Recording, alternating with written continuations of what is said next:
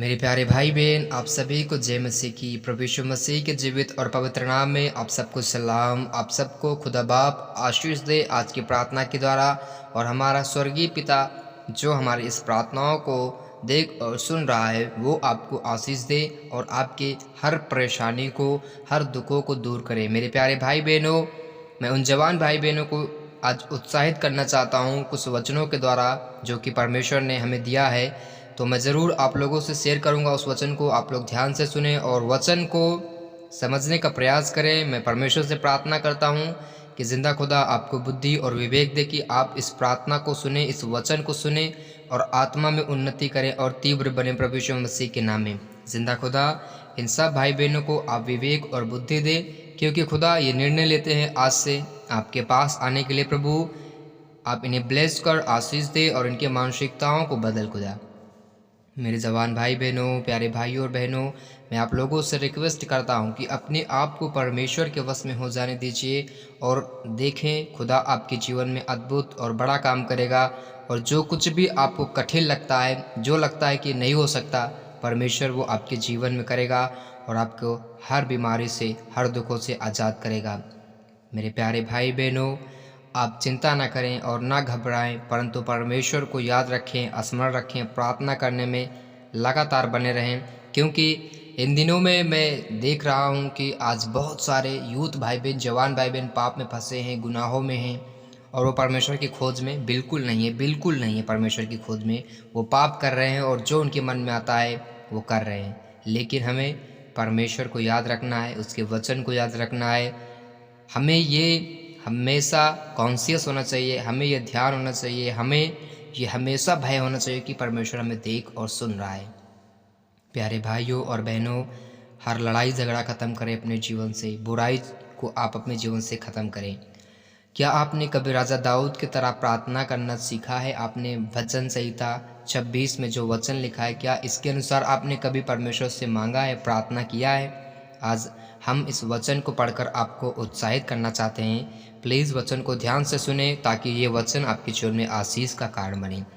वचन में लिखा राजा दाऊद भजन संहिता 26 में कहता है, हे यहोवा मेरा न्याय कर, क्योंकि मैं खराई से चलता रहा हूँ और मेरा भरोसा यहोवा पर अटल बना है। क्या आपने कभी कहा है कि खुदा मेरा न्याय कर और मैं खराई से चलता हूँ? आप कहाँ खराई से चलते हैं? अगर आप पाप कर रहे हैं, आप लोगों को ठेस पहुँचा रहे हैं, आप व्यभिचार कर रहे हैं, आप लोगों को गाली दे रहे हैं, तो आप कहाँ खराई से चल रहे हैं? आपका भरोसा कहाँ यहोवा पर अटल बना है?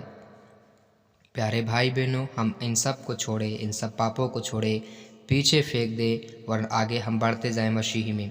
और आगे वचन में लिखा है, यहोवा मुझको जांच और परख, मेरे मन और हृदय को परख, क्योंकि तेरी करुणा तो मेरी आँखों के सामने है और मैं तेरे सत्य मार्ग पर चलता रहा हूँ।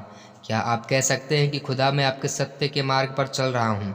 मैं निकम्मे चाल चलने वालों के संग नहीं बैठा और न मैं कपटियों के साथ कहीं जाऊंगा। मैं कुकर्मियों की संगति से घृणा कर रखता हूँ और दुष्टों के संग ना बैठूंगा। मैं अपने हाथों को निर्दोषता के जल से धोऊंगा। तब हे यहोवा मैं तेरी वेदी की प्रदक्षिणा करूंगा, ताकि तेरा धन्यवाद ऊंचे शब्द से करूं और तेरे सब आश्चर्य कर्मों का वर्णन करूं। हे यहोवा मैं तेरे धाम से, तेरी महिमा के निवास स्थान से प्रीति रखता हूँ। मेरे प्राण को पापियों के साथ और मेरे जीवन को हत्यारों के साथ ना मिला। वे तो ओझापन करने में लगे रहते हैं और उनका दाहिना हाथ घूंस से भरा रहता है, परंतु मैं खराई से चलता रहूँगा।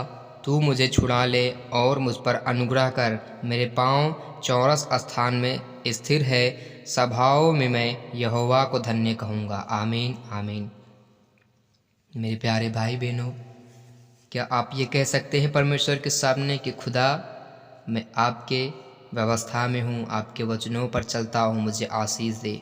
क्या आप ये कह पा रहे हैं कि खुदा मैं पवित्रताई में जीता हूँ, मुझको आशीष दे और मैं और बढ़ सकूँ, खुदा में, मसीह में और बढ़ सकूँ? अगर आप परमेश्वर के सामने पवित्रताई में हैं, आपका आनंद, आपका जो वो भाग जो आनंद का है, वो शांति का हिस्सा जो है, आपसे कोई छीन नहीं सकेगा। आपके जीवन में आनंद ही आनंद होगा। वो आनंद होगा, वो शांति, वो बरकत, वो आशीष होगी जो अब तक आपने कभी देखी ना होगी। मेरा विश्वास है प्रभु यीशु मसीह के सामर्थ्य नाम में आप आज से बढ़ेंगे, उन्नति करेंगे और अब अपने जीवन को ऐसे लोगों के साथ नहीं व्यतीत करें जो पाप करने के लिए तीव्रता से दौड़ते हैं, जो व्यभिचार करने के लिए युक्ति बनाते हैं, चोरी करने के लिए युक्ति बनाते हैं।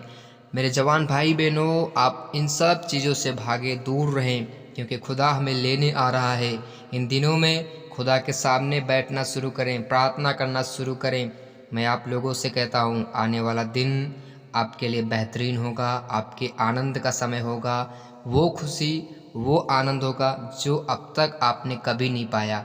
मेरे प्यारे भाई बहनों, हमारा खुदा, हमारा प्रभु हमें दंड नहीं देने आया, वो हमें आशीष देने के लिए हमें बुलाता है। वो हम पर अनुग्रह इसलिए किया कि हम अनंत जीवन के वारिस हों, पवित्रताई में जिए, खुशहाल ज़िंदगी जी सके मसीह यीशु के सामर्थ्य नाम में।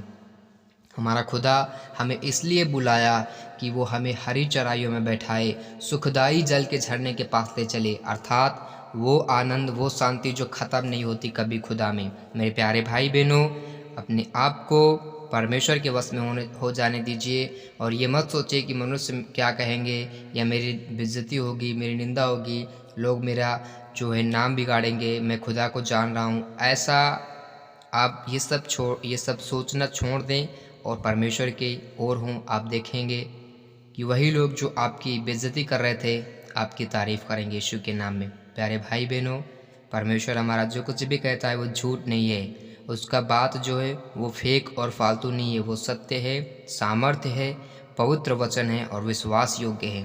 परमेश्वर का एक एक वचन आपके जीवन में पूरा होगा अगर आप परमेश्वर के वचन में हैं और चल रहे हैं, दिन रात उस पर ध्यान कर रहे हैं। मैं ये दावे के साथ कह सकता हूँ कि आपको आशीषित होने से कोई नहीं रोक सकता।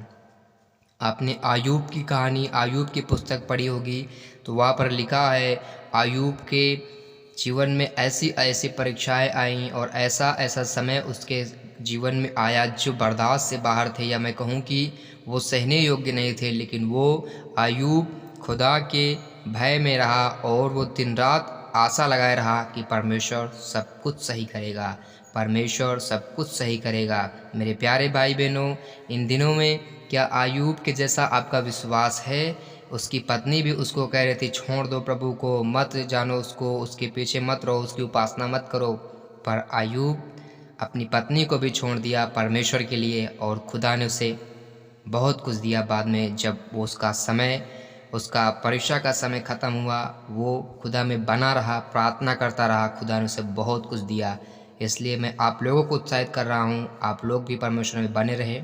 प्रभु वो हर चीज़ें आपको देगा जो अब तक आपके पास नहीं है। यीशु के नाम में आमीन।